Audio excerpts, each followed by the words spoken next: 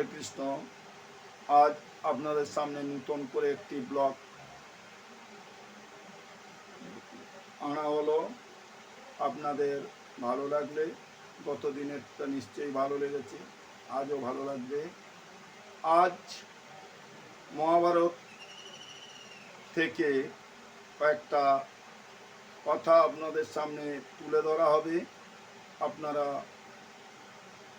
এই শ্রীকৃষ্ণের মুখের বাণী এবং শ্রীকৃষ্ণ কি বলেছিলেন সেই কথা দিয়েই আজকের এই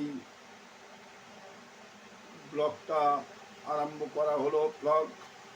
এই ব্লগটা যদি ভালো লেগে থাকে তাহলে কৃপা করে সাবস্ক্রাইব করে দেবেন, লাইক করবেন এবং শেয়ার করে দেবেন, কমেন্ট করবেন। একদা এক সময় রাজা যুধিষ্ঠিরকে শ্রীকৃষ্ণ রাজসূয় যজ্ঞ করতে বললেন। রাজা যুধিষ্ঠির রাজসূয় যজ্ঞ করবেন। এখন রাজসূয় যজ্ঞ করতে গেলে সমস্ত কাজ একে অপরের ভাগ করে নিতে হবে। এখন রাজা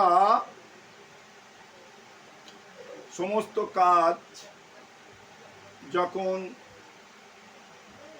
দেখবেন সেই সময় কৃষ্ণচন্দ্র কাজগুলো ভাগ করে দিচ্ছেন, কারণ রাজসূয় যজ্ঞ হবে তো। এখন এই সমাজে আপনারা দেখবেন অনেক বৈষ্ণব আছে, অনেকে ওই একটি থলির মতো জপমালা নিয়ে জপ করে, আবার অনেকে সারা অঙ্গে তিলক কেটে তারা বৈষ্ণব হয়। এখন বৈষ্ণব তো সমাজে অনেক আছে, প্রকৃত বৈষ্ণব কে বা প্রকৃত ব্রাহ্মণ কারা, সেই কথাটা আমার কৃষ্ণচন্দ্র রাজা যুধিষ্ঠিরকে বলছে যে বৈষ্ণব কারা।